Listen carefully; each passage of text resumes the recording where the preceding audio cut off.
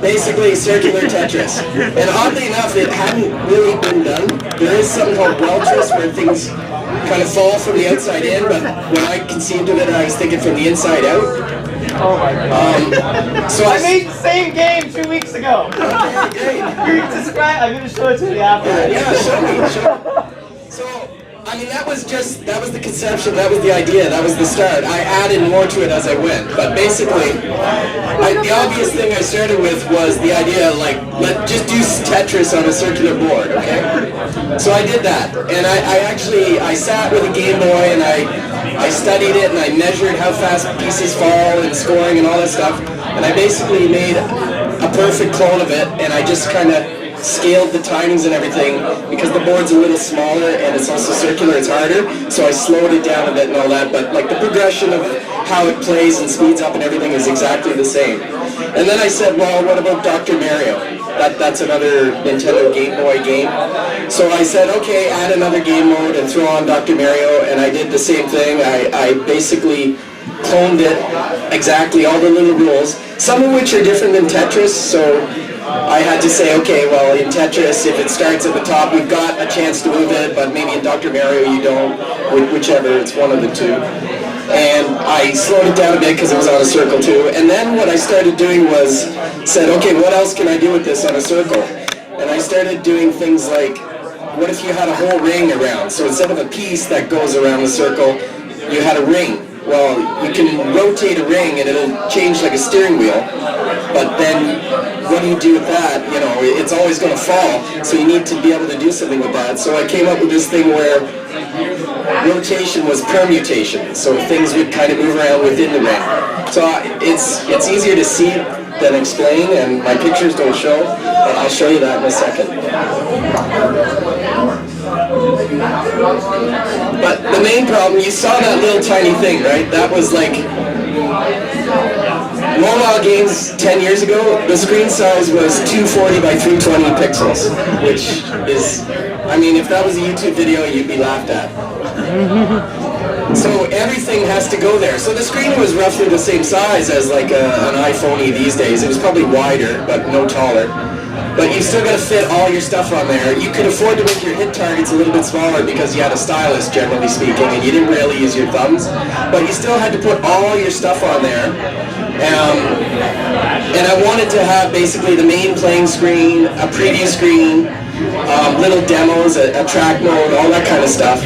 So I kind of designed it quickly on paper, and I changed the look and feel of it as I developed it, but I didn't really change the layout or anything, and part of that is just, there's only so much space you can put things, so I picked a spot for it, it had to go there, and there wasn't really any freedom to move it. I didn't have like a huge monitor to play with. So yeah, part of that is just constraints can kind of be, it's fun sometimes to design within constraints. Now, in terms of graphics, which you can't see because there's no pictures, but 10 years ago on these little mobile devices, you didn't really have OpenGL. What that meant was drawing was slow and everything, and you could do things like you could say, oh, draw this and draw that here and use alpha and colorize it, but you had to really minimize your CPU usage and your memory usage. So what that meant for me is the blocks aren't circular, they're kind of like little arcs of various sizes. So normally you'd think, okay, draw a picture here, draw a picture here. If I need all these blocks, I'll just have a little picture for each one, and I'll just draw them here. Well, that with a circular piece, you'd be wasting a lot of space with transparent area. And if you did that, there's no way you'd be able to draw at 30 frames a second. Oh, and oh yeah, you're aiming for 30 frames a second, not 60 frames a second.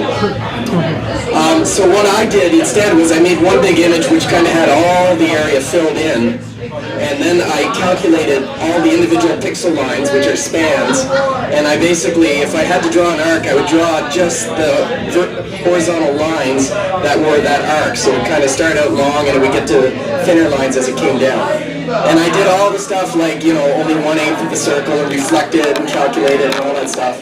But that meant that I only had to draw pixels for the screen once. And then on top of that, I did all the dirty region stuff to make sure that that was still fast, because repainting the whole screen took a lot of time and CPU.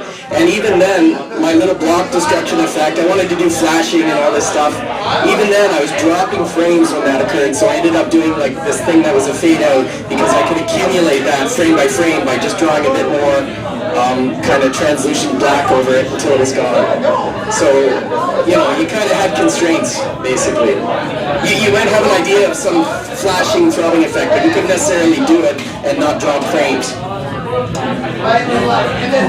So the whole thing ended up being about 5,000 lines of pure game logic using C++ and the standard template library.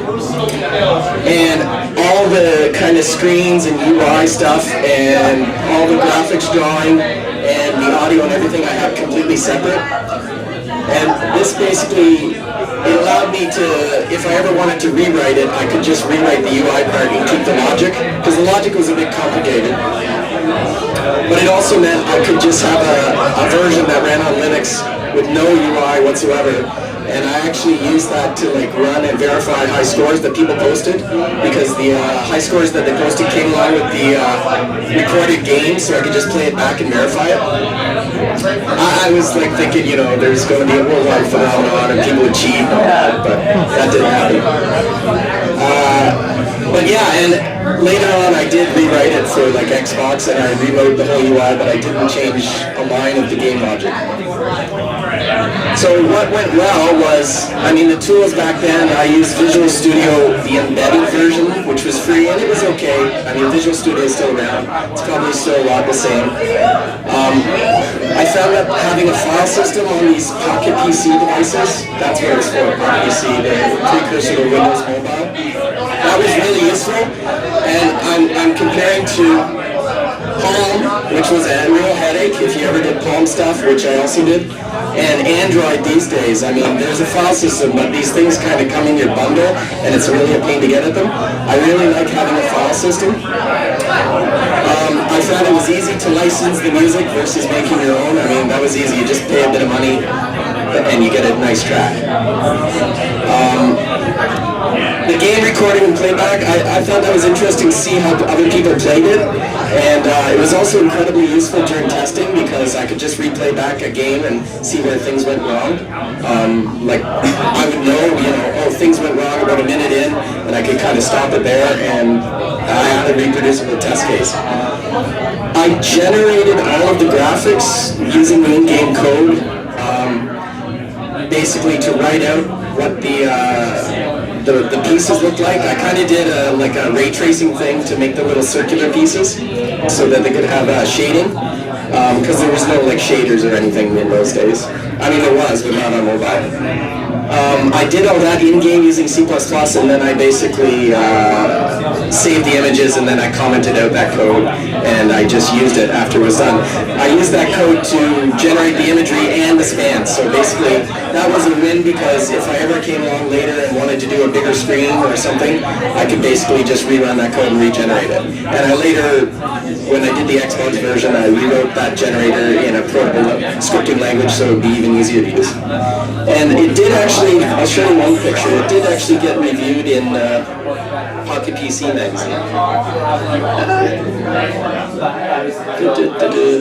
Yeah, they gave it. Double tip doesn't work.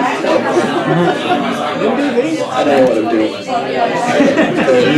I'm not trained on that. Does anyone know what it is? I double clicked on that picture, you saw me do it. Use the hot corner. Oh God. Top left. Top left. Top left. Desktop. Right click on the picture. Right click preview. Seriously? Yeah, think of it. Alright, anyways, it was actually reviewed. It's so easy. It was reviewed in the print version of like Pocket PC magazine, and they gave it like an A.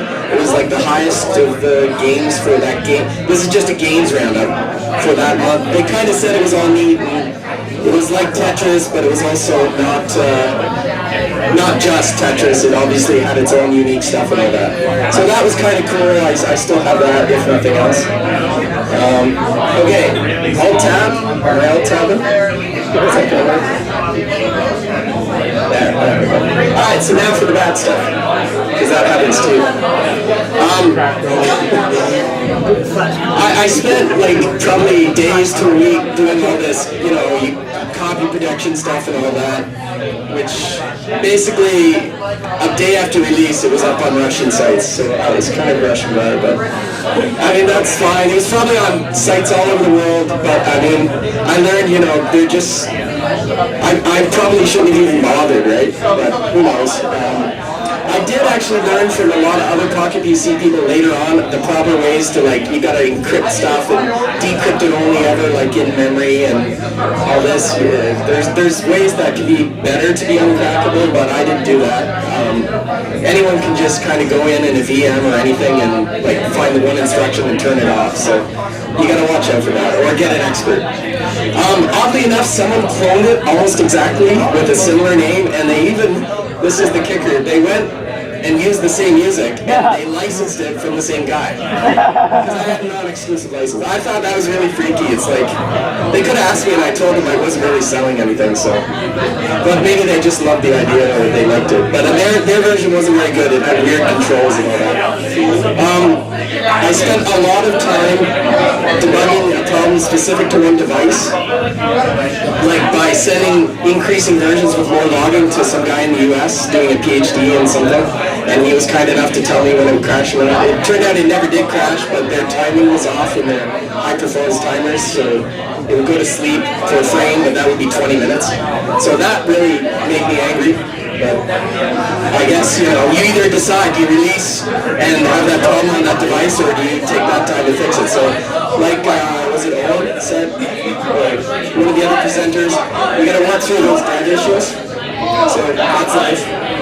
And it kind of, it's a weird game, like I'm not sure if it's too hard or just too different, but, you know, it's, you have to see it, I guess. But what's different between then and now is, we actually did do in those days screen rotation, but you didn't just rotate your phone and the accelerometer would rotate it. There was no accelerometer, so what we usually did was, we would usually have a button on the screen which said rotate. It looked like an arrow thing, and you tap that and it would actually do the rotate. But again, you didn't just set a variable to say I'm rotated, my orientation is now this. You generally at that point, it wouldn't draw fast enough rotated, and you had to actually typically rotate all of your images and handle that all yourself, and actually even in some cases rotate the image data in place so that rows became columns and columns became rows. At least on Palm you had to do that. This game I didn't make rotate because it doesn't matter if it's sideways or not because it's circular, but I did other games and that's what we had to do. There were MP3s 10 years ago, but you weren't playing them really on these little mobile devices because they took a ton of storage and they took too much to decode. So usually we had mod tracks. And if you were playing something you didn't decode it, you just had WAV files and you like really cut down on the bit rates and you made them really small. And nowadays it's easy, you just put it up on Apple or Google Play, but back then you had all these little individual stores and each one was different. So Click Gamer, this game was on.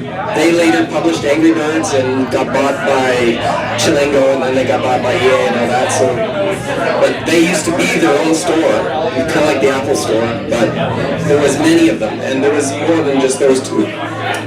One thing that is still the same is, like, when I posted this and I said it was sort of like Tetris but with a twist or a circle or whatever, so what they do is they actually scan all the postings and they immediately pull off your game if you mention the word Tetris, because that's all trademarked and everything, and they just assume you're putting up a trademark clone, like a clone of Tetris, even though this isn't. Even if your description said this is nothing like Tetris, they would pull that off and then you'd have to fight to justify why it should actually be posted. And you know, it's the same now with King trying to trademark the word candy because of Candy Crush and all that. It's the same 10 years ago, it's the same now, and we should really not let that happen to us, but what can you do? And I did eventually make an Xbox Live indie game version using XNA. So I had to port all my logic to C# and all that. I kind of wanted to show that again tonight, but I can't find my Windows binary of it. Well, at least I couldn't find it last night, so some other day maybe I'll bring in the Xbox version, which is much bigger and much flashier and has animated stuff, but I just showed the little one today. And someday maybe I'll make a version for modern smartphones. I actually had a prototype 5 years ago for iPhone, and I had a prototype for BlackBerry. This was all before Android came out. This was like 2008, 2009. Android was kind of just getting out. But I just haven't yet, and I still play it now and then, but basically you can see it here now, and if you do want to play it, you can't play this version because unless you have like a really old pocket PC, but it is on Xbox, the same game, different version is on Xbox Live Indie Games, same name, Concentrix. But I'll just show you the game just for a minute or two, if I can get to a file browser.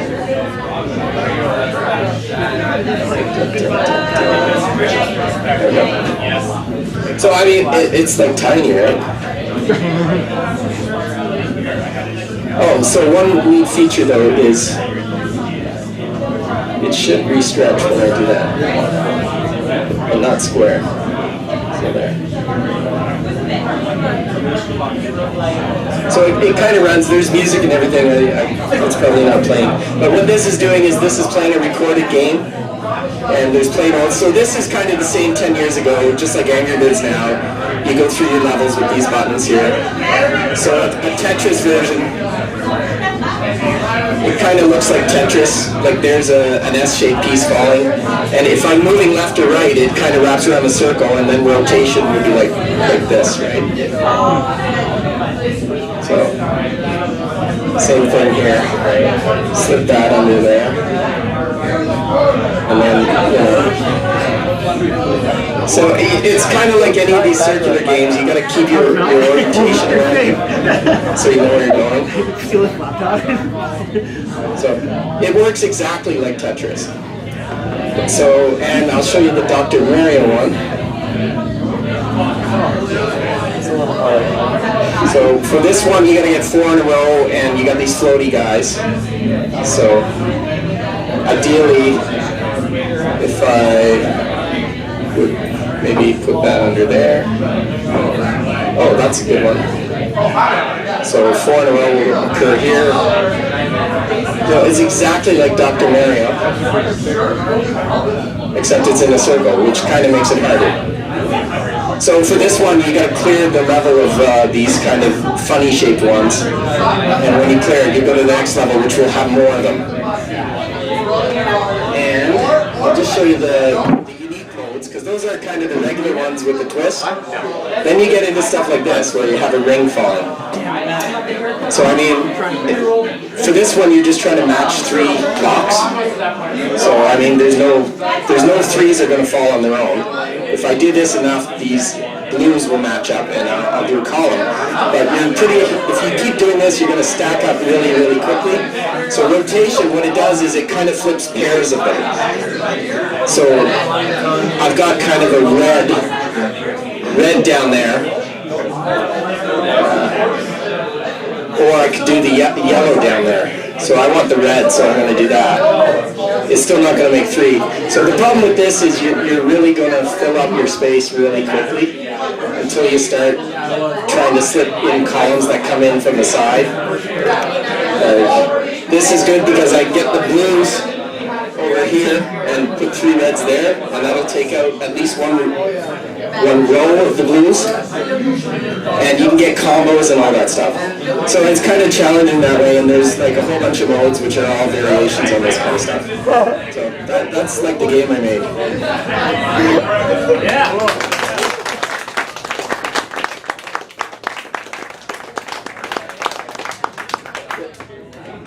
Wait, how do I get it back? I'll just show you one more thing.